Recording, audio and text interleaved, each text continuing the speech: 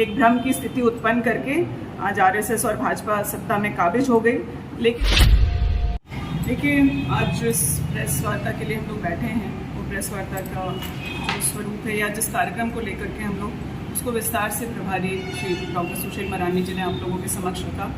मैं इतना ही कहना चाहती हूँ कि 2022 7 सितंबर को भारत जोड़ो यात्रा की शुरुआत करके हम लोगों के नेता आदरणीय श्री राहुल गांधी जी ने न सिर्फ अपने पार्टी के लोगों को बल्कि देश की जनता को वह दिशा दे दिया है, वह रास्ता दिखाया है जो मोहब्बत का रास्ता है जिस पर चल करके आगे हमें इस देश को आगे बढ़ाना है। राहुल जी ने अपने दायित्व का निर्वाह किया, जाकर लोगों के बीच मिले, लोगों तक जो सांप्रदायिक सौहार्दता की बात हो, चाहे एक जो नफरत का माहौल इस देश में बनाया गया उससे लड़ने का एक रास्ता उन्होंने लोगों को दिया।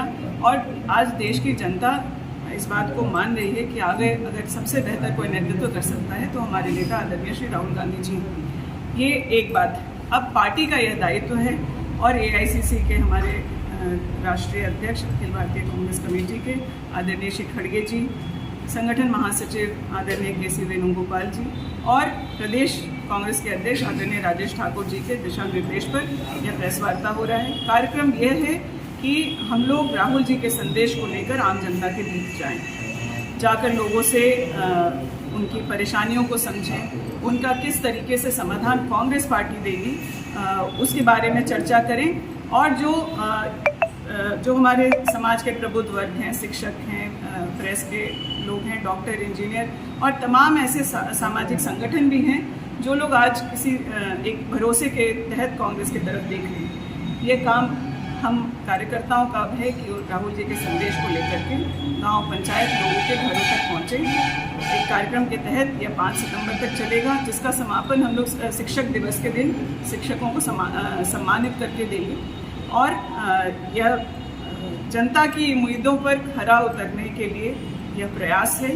कहीं ना कहीं जब 2014 में ये तानाशाह सरकार आई तो कांग्रेस से लोगों का मन कहीं ना कहीं उच्चा था और लोग समझ नहीं पाए थे कि अर्थव्यवस्था को संभालने के लिए, महंगाई पर लगाम रखने के लिए, बेरोजगारी पर लगाम रखने के लिए कांग्रेस के क्या प्रयास थे। एक भ्रम की स्थिति उत्पन्न करके आज आरएसएस और भाजपा सत्ता में काबिज हो गई।